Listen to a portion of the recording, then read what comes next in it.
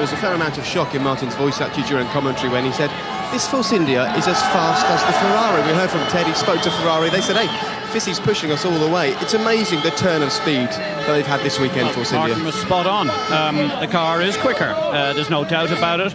You saw after the refuelling, obviously the Ferrari was gone with the KERS button, and Fisichella dragged it back in. It was absolutely fascinating. I mean, I think it's for everybody. Grand Prix racers, this was just a remarkable day. And of course, this is where Jordan got their 1-2. It is your old team. A lot of your old staff are still working there, and one of them is Ian Phillips.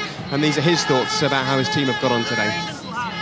Well, Ian, Giancarlo Fisichella, second place. What a result. Yeah, it was fantastic. Actually, I think it was the quickest car on the track. It was just the KERS at the start that nobbled him. Other than that, we just tracked him all the way. So I drove brilliantly. Really calm head. And everybody here did a brilliant job too. The pit stops were absolutely first class, terrific. Great team effort. Very happy. This might be an Eddie Jordan kind of question, but how much are those 8 points worth to the team? Oh, squillions, I should say. Well, I think it gives us a place, at least one place in the Constructors' Championship, puts us in front of Toro Rosso, and that's certainly worth a few quid. Anyway, we're going to have some more of these. Well done. Indeed, well done today.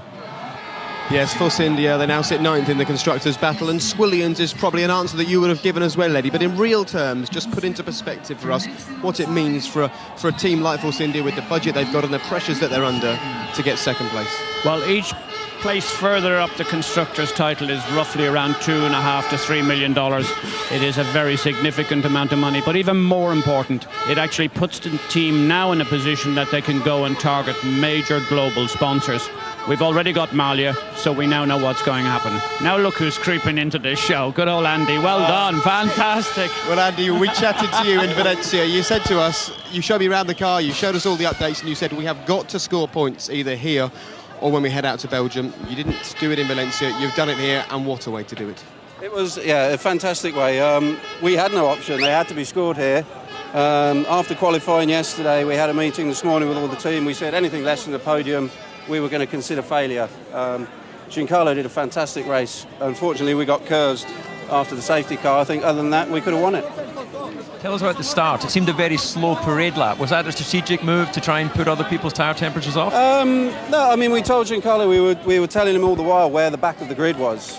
We didn't want him arriving on pole position too early, so we were just keeping in touch with him. We were happy with the way he went round, and I think it was a good parade lap considering he hasn't done one for a while.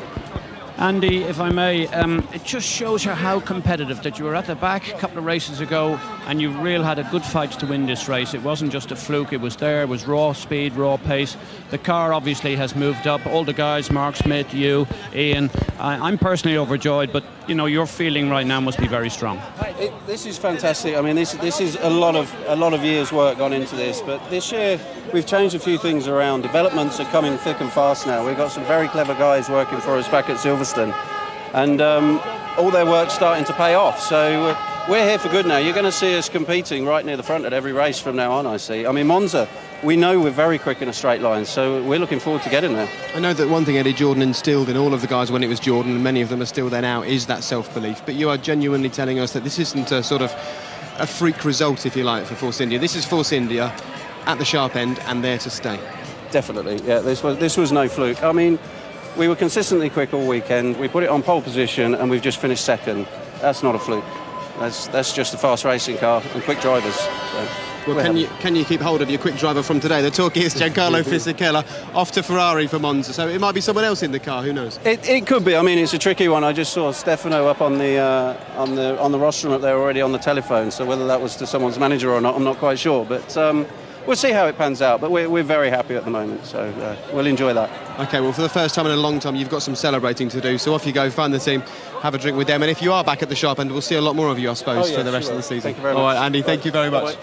Well played. So, Andy celebrates for the first time in a while, and Giancarlo Fisichella, for the first time in a long time, is in the drivers' press conference alongside Kimi Räikkönen and also Sebastian Vettel. Kimi, your fourth victory here at Spa. It's been a difficult season for the team, but today you proved a point. Yeah, I mean, it hasn't been an easy year for us. We were behind straight away in the first race already, comparing to the top teams, and I mean, we made a big step in Barcelona, but it still hasn't been enough, and for sure we haven't bring new parts for the car for a few races, so we're really putting effort for next year. So I mean, getting the win now is quite a long time since I last won, so it was perfect. I mean, my aim has been to win at least one race, and we try to keep the third place in the championship.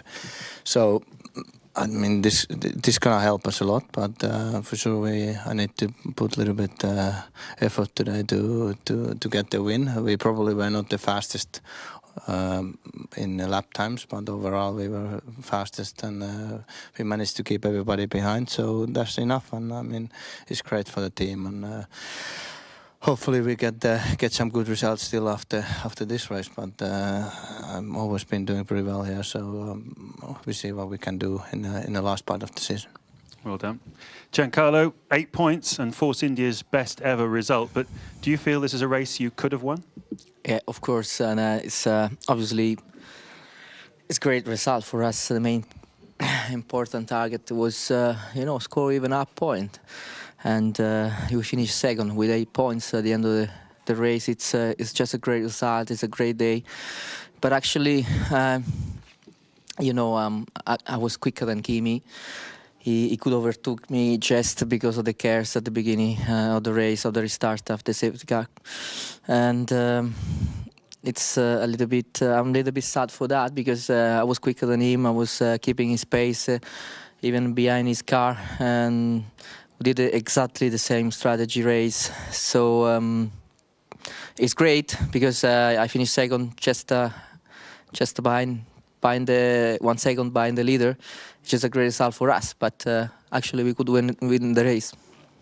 Well done, Sebastian. You set the fastest lap. I guess the same question to you, really. Do you feel this is a missed opportunity, or do you feel good for having bitten a bit more out of Jenson Button's point lead? Well, I think we got more points than all the rest, except those two today. But if you look at the championship board, for sure it's a very, very good result. Obviously, it was not an easy position to start from, right in the middle of the pack. So I think I had a very good start. And then, unfortunately, in the first lap, probably was a little bit too conservative when I saw Nick going off the track, and usually the cars very easily tend to come back spinning, so I lost the position to Nico. I had to catch up after the restart, which I succeeded, and after that I think we just, because of how things went, we lost too much ground in the first stint to the guys ahead, and then second stint, third stint, I think the car was fantastic. It was I had no single mistake in the race. I was pushing every single lap like qualifying. It was really, in the end, after checkered flag, a pleasure to drive the car, because it was very nice. I think we had a very, very strong pace, quicker than the guys in the front.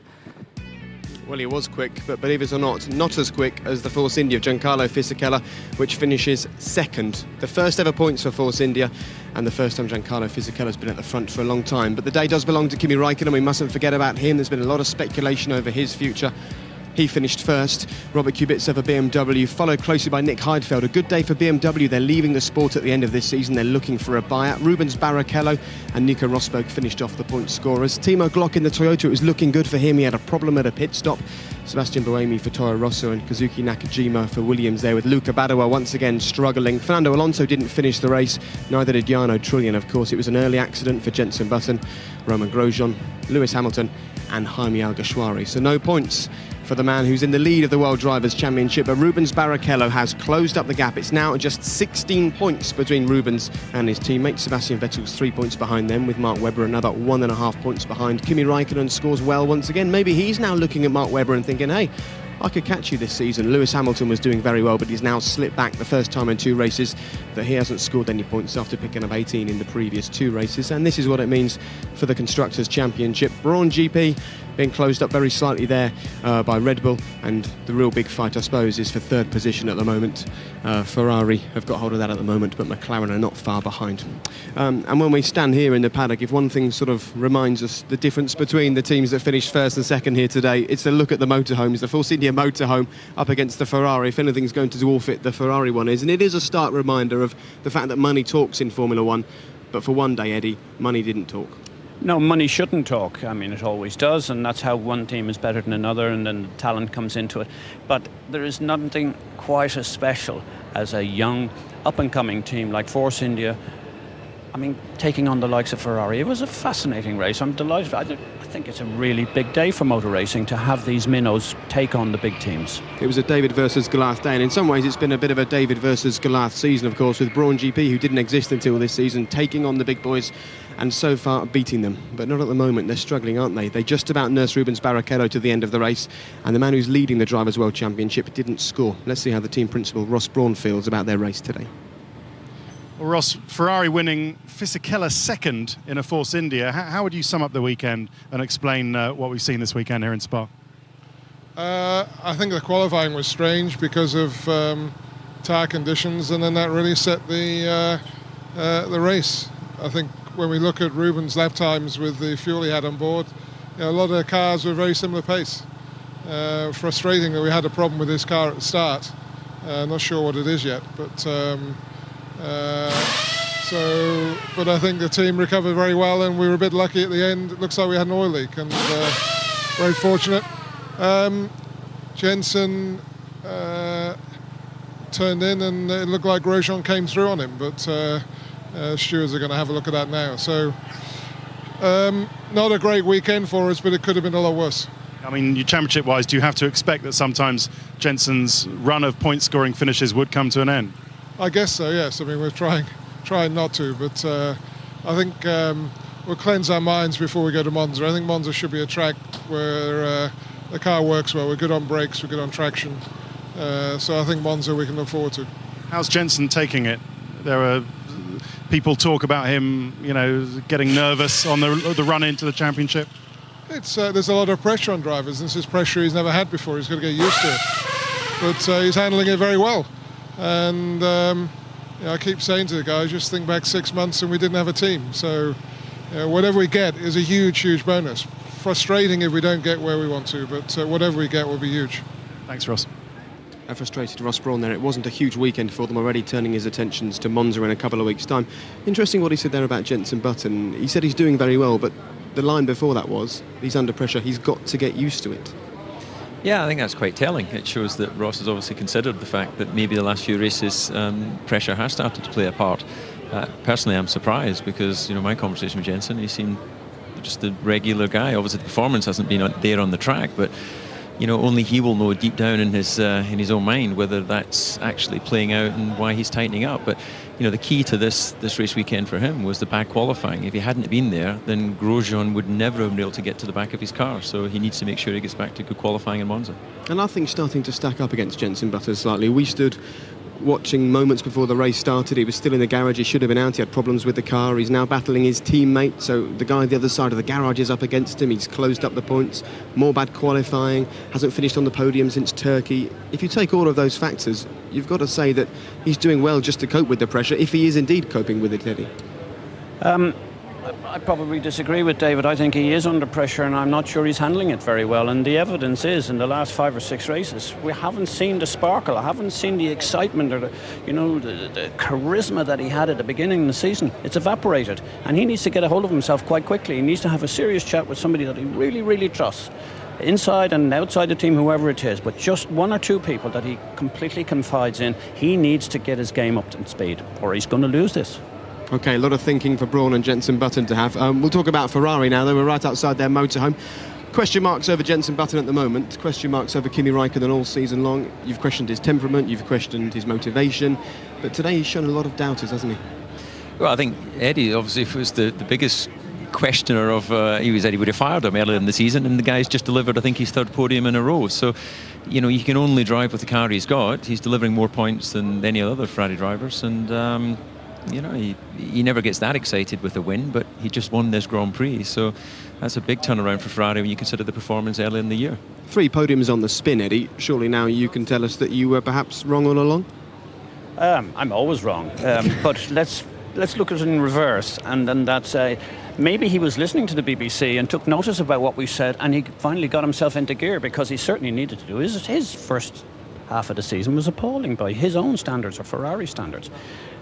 Talking about that, Ferrari have a major dilemma. What are they going to do about drivers next year? They've got 3 very talented drivers supposedly all signed, and who's going to get dropped? That's the big question for me. You're talking to Fernando Alonso, Kimi Raikkonen and Felipe Massa, of course, who's due to come back from his injury. Is there a slight train of thought that perhaps Kimi Raikkonen knew that Giancarlo Fisichella was the man being lined up for a seat, and he wanted to say, OK, you can come and challenge me if you like in your Force India, but I'll beat you? I don't think so. I think that after qualifying, he knew he was in the pound seat. He had more fuel. He had the Kerr's advantage. And although the performance of this Force India has just been remarkable, I think it surprised the whole pit lane, probably apart from Force India. And, Mark Smith and his team of guys back at Silverstone have clearly done an amazing job with their upgrades, and probably in a fraction of the budget of the big teams. OK, well, Kimi's been under pressure. So has the Ferrari boss, Stefano Domenicali. I imagine he will have breathed a big sigh of relief. He's got his first win of the season. Here are his thoughts. Well, Stefano, many congratulations. How tough was that today? Fisichella was fast. I mean, to be honest, it was an incredible race. I mean, Fisichella was very, very strong.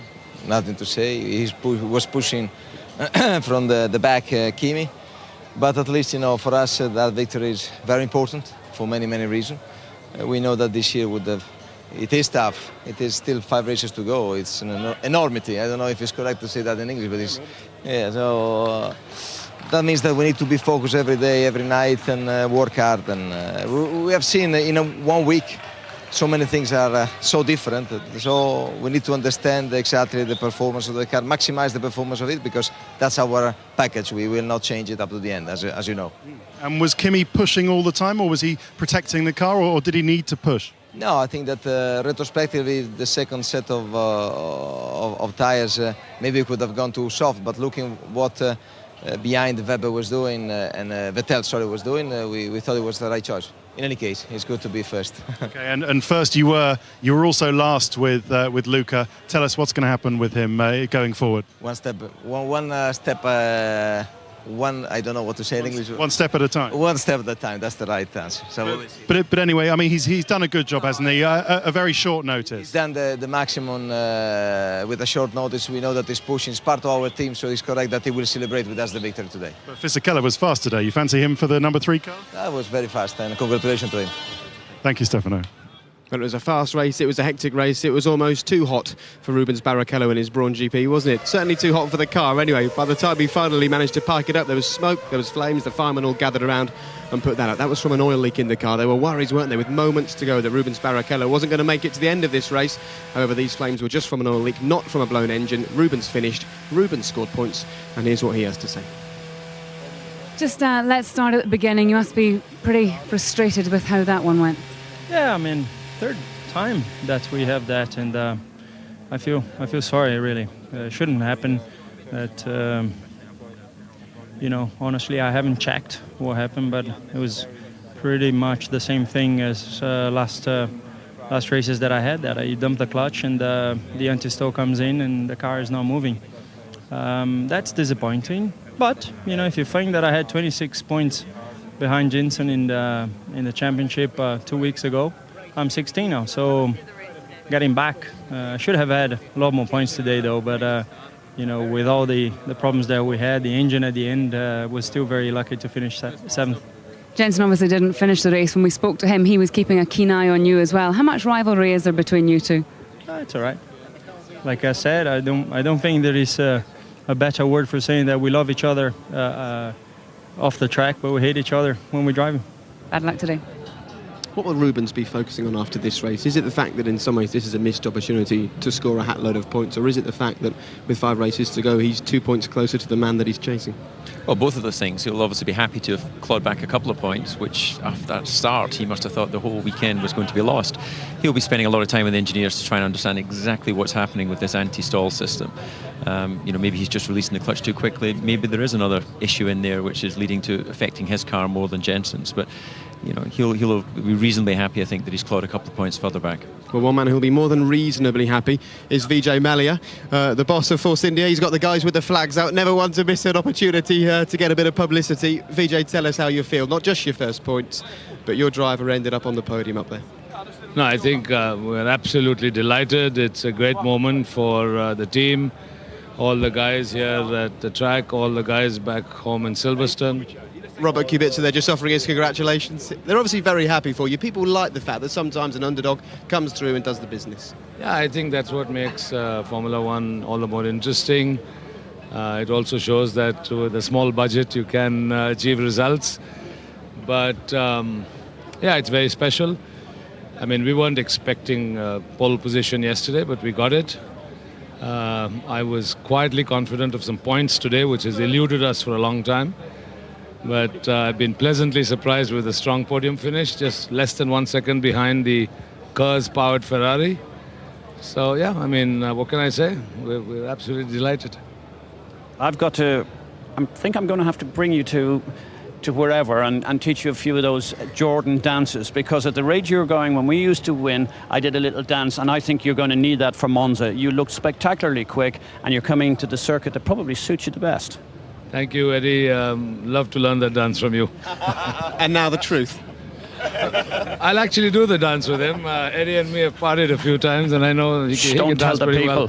Why not? Well, I think you'd love to be dancing on the podium again in Monza. We've already spoken to Andy Stevenson, one of your technical experts. He's told us that this isn't a fluke result. This is Force India, here to stay. We'll see these kind of celebrations more and more often throughout the season. Do you agree with that? I would truly hope so. Yes, we have proved a point.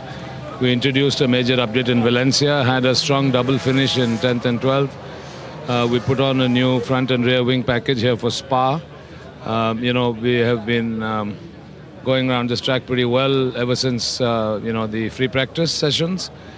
We qualified exceptionally well in pole, and I guess the race result just flowed through.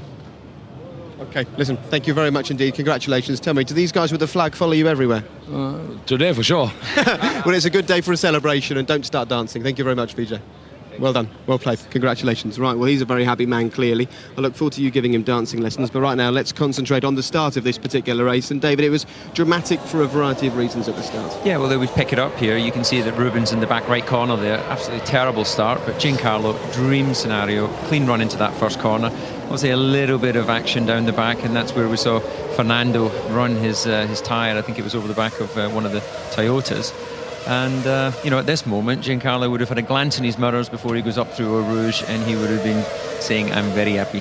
And here we can see Kimi Räikkönen deploying the KERS and having a very easy run around the BMW there. So, that was as good a start as you could have hoped for Force India and Ferrari. A dream start for one of your former drivers, but not for the other one. We spoke to Rubens Barrichello before the race today. A disastrous start for him. Well, this anti-stall thing, we need to do a little feature maybe in the future about this, but it is a real problem, and the drivers hate it. OK, well, Rubens wasn't involved in the accident when the cars came round to Lecumbe. We'll have a look at that again in just a few moments, but so frustrating, particularly for the two British drivers, and Jenson Button in particular. Yeah, well, as we see, we're joining Rubens on board here. Here you see he has to deploy the clutch again, get the car moving, and look at that. All the pack have just passed him, so he was virtually last running into that first corner. And you see he's having to take a little bit of avoiding action, and obviously gets a good run off the source, and he's in amongst the mix there. But as we join the Brits up at the Lecumbe, then clearly it was not to be. And you can see Rubens there having a little go at Lewis. Actually surprised me that he had an issue going through Eau Rouge. Normally he would have been able to use that to his advantage, but look at the gap between him and the cars in front, and that's allowed Rubens to take a run down the outside. I don't expect he expected to get down the outside of the Red Bull, but no, if we try and pick up, now we've missed what's happened with the cars behind, but Rubens had to take avoiding action and run down the escape road. Well, we saw Rubens Barrichello spinning off there, but let's have a look at Kimi Räikkönen's point of view as he comes down here to attack the leaders and gets his eyes firmly set straight away on Giancarlo Fisichella. That's the guy he wanted. Yeah, he knew that he had that KERS off the start, and he was probably very confident. How much an advantage is it to go wide there, David, at the start? Well, none at all. You're picking up dirt on your tyres, but if you have to go there to avoid other cars, then you'll do it. But you can see there's actually quite a gap to Giancarlo as he went into Eau Rouge, but he had massive speed through the middle of Eau Rouge. Giancarlo probably had to lift slightly, and there he is, taking Kid from a candy, pushed his KERS and just pulled around the outside, and he'd be thinking, well, this is the making of my Grand Prix. And this is Jenson Button's on board. We'll stay with this right through until the accident. OK, well, you can see he's obviously got round his teammate, picked the outside of the corner, obviously trying to be a little bit cautious there, nice and wide, and allowing for the spinning cars on the inside. Follows Kimi out onto the runoff area, probably lost a little bit of space here. You can see one of the Williams there was actually able to outrun him, and then again, who's that? That's Lewis, I believe, in the McLaren. And then he gets the run up over the top of Eau Rouge. I'm surprised he's not hooking into the slipstream a bit earlier. There he is. Now he's getting that drag off the car in front, picking up some RPM. pulling out of the slipstream. Let's just see what happens here. So he turns into the apex, then whack, there it is. Grosjean hit him up the back. And, you know, whether that's a rookie error or it didn't look like that Jensen would brake too early. Here we join on board with Hamilton. Didn't make the best of starts, look at that. He's lost a few places as he runs down to the source. Again, being squeezed here. He mentioned this sandwich, look at that. He's been bashed on his front left wheel and probably a little bit damage done to the car. Deploys Kers, suddenly he's in amongst the mix, passing a couple down the run to Eau Rouge. Has to back out as he's following up behind the Toro Rosso, I believe there.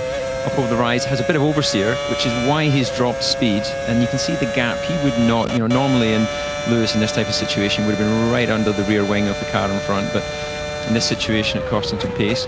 There goes Rubens, taking his journey down the escape road. Now what goes on here? He's being very careful. Yep, and over the top of him. There was nothing he could do there. You know, he's trying to keep out of trouble, as he explained in the radio, but just taken out.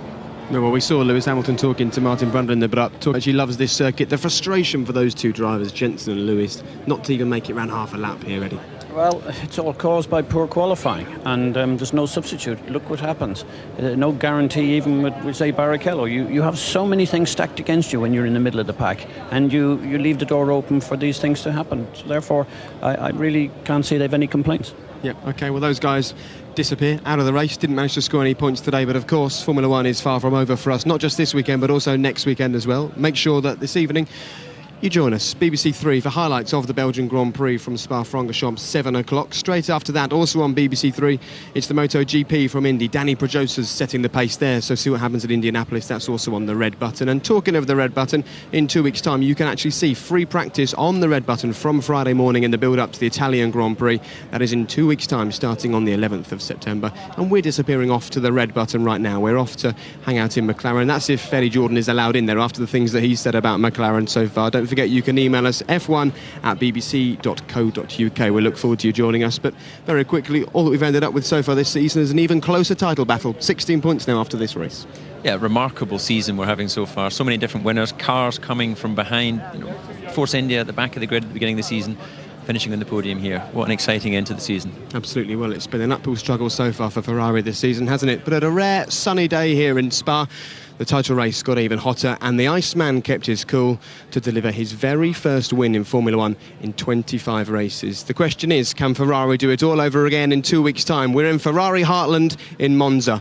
Will Kimi Räikkönen win again? And will Giancarlo Fisichella be driving for Ferrari? We'll find out then. See you in 2 weeks' time. Bye-bye.